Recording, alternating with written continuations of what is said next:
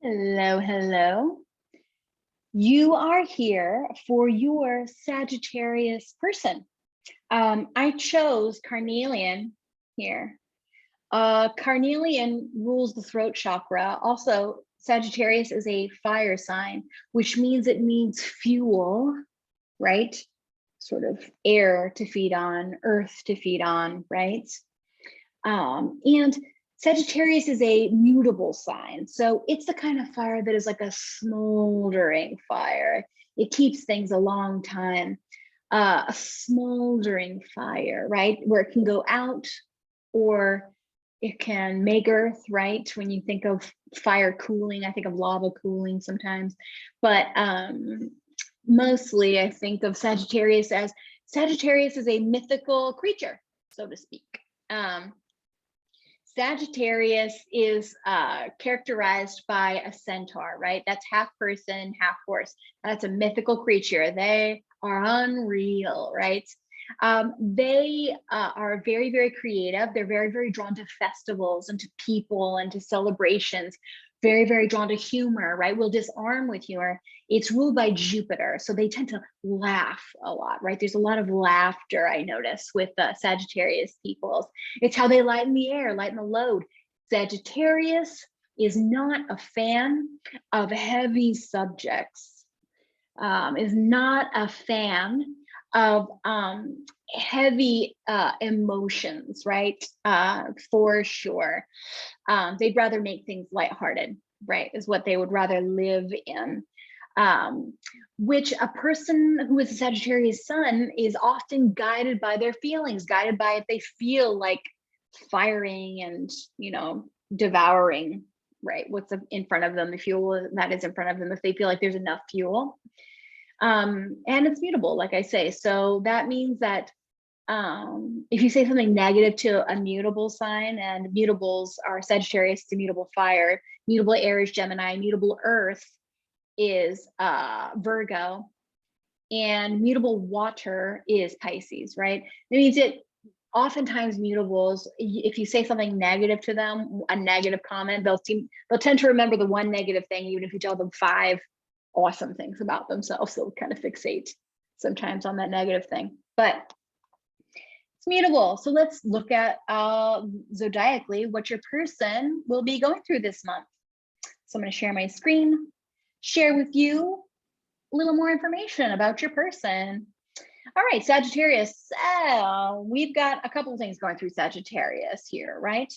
So we've got Priapus. Now this is like considered usually like a minor, I think it's an asteroid. Yeah, a minor, or no, maybe it's not. I don't think it is an asteroid actually. Anyway, Priapus in the chart represents fertility, right? So Priapus here, could it be an indication of pregnancy for some, right? Because it's a god of fertilization. It walks around, it's personified, it's the god of fertility in Greek mythology. And it has like a really big phallus that hangs out from underneath his loincloth there. Sort of big, sort of for all to see it. When you think of like, it likes to penetrate and it likes to fertilize with ideas or people. So just saying that's a thing. Mars is there, so your person could be feeling like either getting things done or feeling a little bit Marsy, a little bit angry, a little bit like overwhelmed with things that they have to do, right? That could be definitely going on with your person, especially early this month. Let's see where Mars goes, where Mars is going to be at the end. Oh, that's right. I'm going to have to re-up my, Luna does this thing where you have to like redo your thing here. All right, let me refresh it so that I can actually move it. All right, let's go back to months here. All right, Mars will be in Capricorn though by the end of the month, so that's nice. That means that Mars will move out of Sagittarius and will move into a little bit more of a productive placement, which is really good. So your person could be feeling maybe overwhelmed with having to get things done, or feel like they're on fire with getting things done. We've got Ooh, we've got, okay, Saturn and, okay. So Sagittarius might be having unique, bold ideas. And then Saturn kind of holds back. So Sagittarius might think about moving forward, but then will feel halted in some way, right? Because Saturn kind of holds back and wants to do things right. So your person might be struggling with feeling a little bit cooped up. Sagittarius likes new encounters, new places, likes to travel, long distance travel, preferably, right? As Sag Sun will really like that. Sag Rising will like that too. Sag Moon will like that as well. And in fact, this person might like short distance travel. Like, so if you are cooped up at home because COVID has you cooped up, take your Sagittarius on a short drive somewhere. It'll do wonders for them. But yes, travel is absolutely brilliant for your person. And then also they like people from other cultures.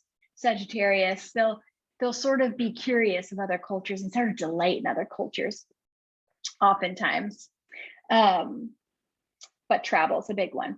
And festivals. So yeah, feeling cooped up here, but maybe coming up with other ideas, other ways to festival, to do parties online. That could be a thing, right? They might have to be doing a whole lot of online stuff to get things going here. Let's see, what else have we got going on here? Okay, that's like mostly it that I'm seeing for your person. Let's go a month ahead. Sometimes you can like see other stuff here. Let's see, where is Mercury here? Oh, Mercury will have retrograded and then be back in Capricorn. So on the other side of this, Mercury is already direct, Venus is already direct. So a month from now, towards the end of the month, they could be feeling a little better, a little more conscious of things, but because air feeds fire, right? So an awareness and an awareness of better structure too might be coming along here too. And also maybe aware of everyone's going to be dealing with an awareness of how, I'll cover that in the transits. Anyway, so that's your person. Might be feeling a little bit cooped up. Let's see, I'm looking for oppositions, I'm looking for major squares, right? Aquarius is giving you a lot of help. Water is kind of putting out that fire. Jupiter is at home, which kind of helps Sagittarius. So it will help to buoy a little bit, but it's also water, and water and fire are in square to each other. So, but you know, Jupiter will help at least a little bit. All right, let's go back to now. And then let's stop the screen share. All right, so we're gonna do your pile here. This is the Muse Tarot. I chose this pile because my work life is a Sagittarius sun, and we exchange, I'm an Aquarius sun, so we exchange the tarot cards in here, our Aquarius and our Sagittarius, right? She's Aquarius moon too. Anyway, so what is your Sagittarius karmic connection going through? Ooh, Five of Voices, another one had this, another fire sign had this too. Was it Aries? I think it was. All right. So what is going on for your person here? We have the Eight of Voices, cooped up. That is definitely like an indicative of a cooped up feeling. All right, what is your person going through? You are here because your person is a Sagittarius, sun, moon, or rising, and we want to know what they're going through so we know how to help them. So the cards that came out for your person is the Five of Voices. This is all about, see, we have like an olive branch here, right? Do I extend the olive branch? It's also Venus and Aquarius, which is really interesting too.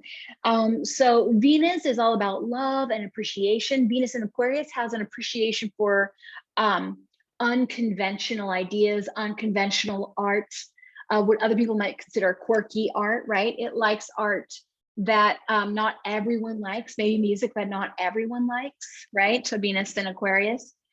Yeah, so Venus and Aquarius, Five of Voices, Five of Swords in the Rider-Waite traditional tarot. We have some people kind of meditating here, right? And we have one woman who's like, oh, what do I do? Do I like go forward? What do I do in this connection? Do I extend the olive branch? Meditate? Feel like, what do I do in the situation, right?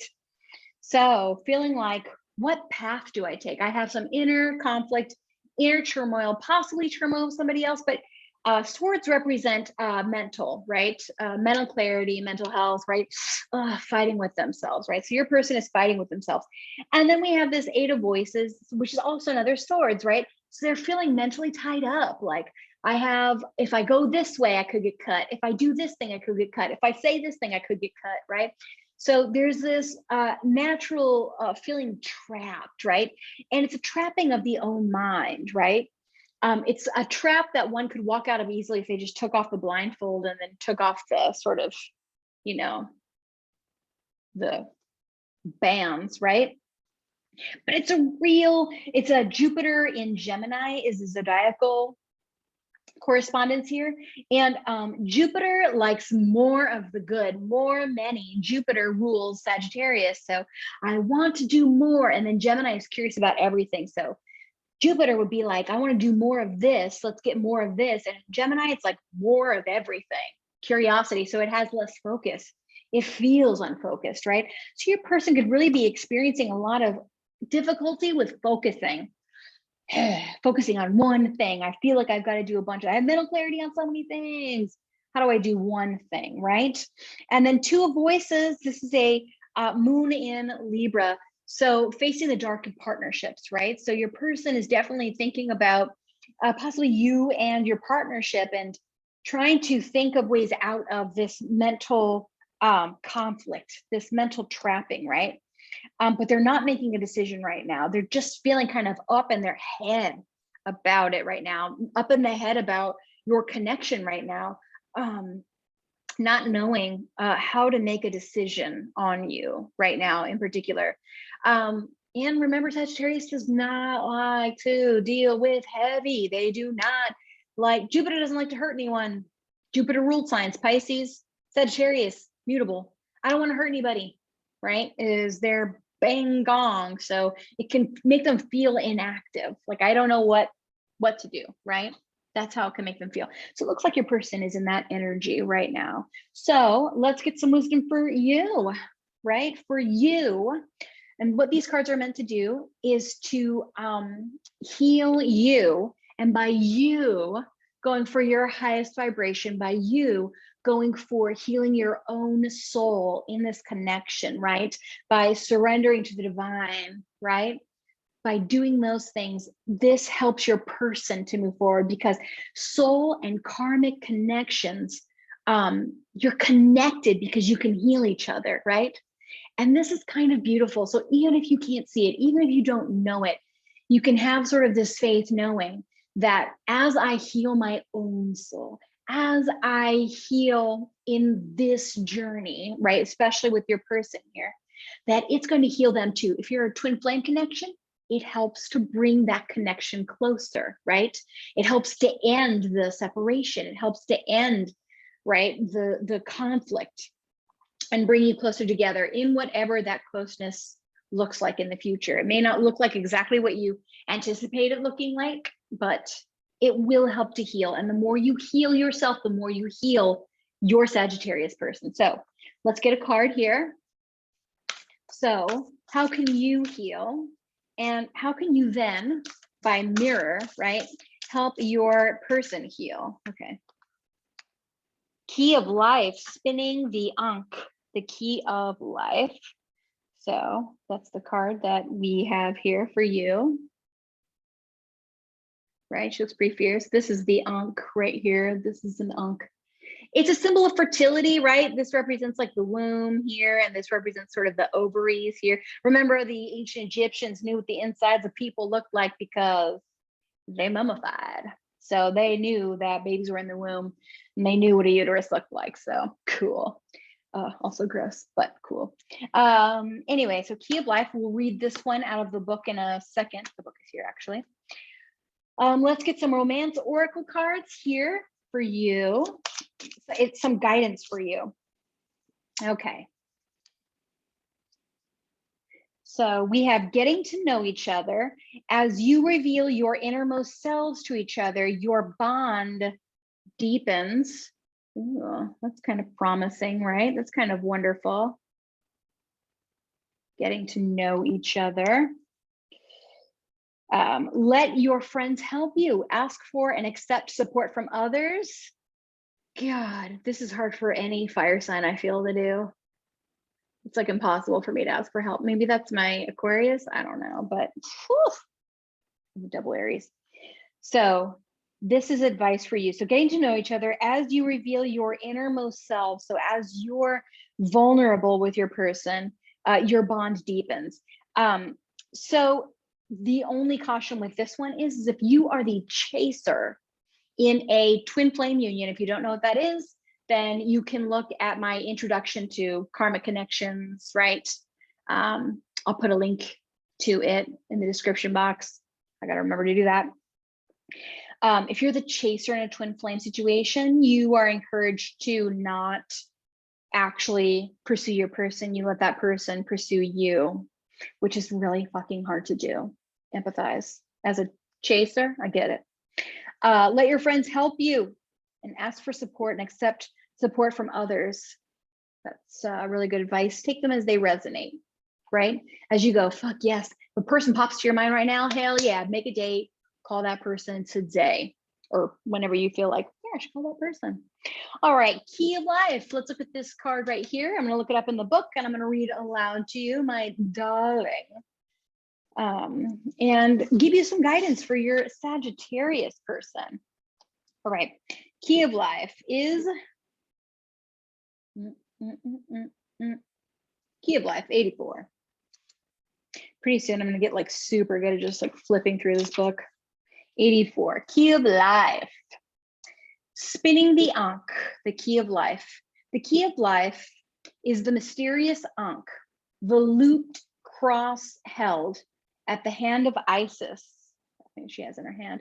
The Ankh portends new life being born through you now. It could be in a creative sense or in a physical sense, in terms of health, or even a child that wishes to be born, or a new project that needs to be created in service to humanity. Your person is definitely going through this, right? I talked about fertility a little bit, right? That pariahis there in astrology. This new life being born in whatever form will enrich your life, bringing you more into wholeness and fulfillment. Let it happen. So as you allow these things to happen, then it allows your person to also have better flow and to move, right? And to embrace Ankh. All right, the ritual of the Ankh. So this one is going to call for some supplies. You can listen to me read it first if you like, and then go get the supplies and then re-listen and do the ritual. Or you can sit there and kind of picture everything and ritual also. Sometimes it will have you say things out loud. So if you're in a quiet place, be in a quiet place. That way you can say things out loud, or just have it all in your head, honestly. This one says, you will need a paper and some colored pens or pencils. Allow yourself to choose whatever colors feel right for you and draw an Ankh, this right here, this symbol here too. Large enough to feel at least a Ankh, similar to the one pictured, but large enough to fill at least an capital A4 page. You can draw it plain or patterned, but leave enough space to write within the loop at the top of the Ankh. When the Ankh is colored to your liking, you can write whatever dreams or awarenesses you have of the life that is seeking to be born through you, either in words or in pictures. Using the openness inside of the looped hook at the top of the Ankh as your sacred frame. If you are not sure what is happening, but have an idea of what you would like to give birth to, add that to your central image. It might be very detailed or very simple. What is most important is that there is a sense of love behind what you add at the top of the Ankh. The empty space within the loop at the top of the Ankh is a psychic container for this ritual practice.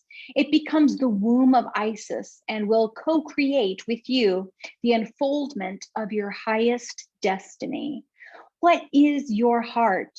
what is in your heart is the seed of your highest destiny. The form of how it appears may change, but whatever it is that you love loves you and is seeking to come into life through your experiences in some way. This ritual deepens the conscious connection between the forces that are seeking to be born through you and your own awareness. Placing these forces within the womb of Isis in the Ankh brings psychic stability and spiritual protection to those creations, which will help them be birthed with greater ease, in fullest form, and with the most joy possible. If you wish to add uplifting pictures or drawings outside the inner circle, know that these will also be energized by the Ankh, but the strongest protection is within the loop. When you are finished with your task, you may like to place your picture in your journal or leave it in a sacred space where you can gaze at it after meditation or prayer, perhaps using the incantation below as your prayer. And enjoy the divine support for the life being born through you now. So this new state of being, right? This new awareness that is asking to be born through you right now is also asking to be born through your partner, right? On a mental, spiritual level. So the more you can allow this to come forward in you, the more permission you give your soul connection to do the same thing. And that is awesome. So the incantation of the Ankh, or the prayer that I was talking about, says, cross of life, cross of light, protects me through darkest plight, held within the Isis womb, new melody of my soul tune, safely held in the loop unbroken, till it is time for new life to break open. So I hope this helped you. And I just noticed one last thing, some advice from the Work Your Light oracles. Before we leave off, let's see if we've got any Work Your Light, some advice for you on this new life. Priestess, how are you being called to step up and lead? And in this way, right, taking the lead with sort of birthing whatever needs to be birthed right now, right? Whatever idea you have, right? However it is that you are thinking of healing your soul, right? That is what's being birthed in you right now. And you're called to be your own sort of midwife, your own priestess here right now, and actually accept the help of others to help you birth this too. Talk about how hard it is. Let people hold your hand, let people talk in your ear and tell you how to process and relax so that things can flow and come forward. All right. Good luck to you. Good luck to your Sagittarius person. Know that you have done your person so much good by you tapping into your highest vibration self, right? By you tapping into unconditional love and human consciousness, right? Those things, tapping into God, tapping into source. So those are helping you and your person to come together. However that looks, we have to surrender to whatever that looks like to the divine. All right, I will talk to you later, person of the champion of Sagittarius. Thank you so much for joining me. Bye-bye.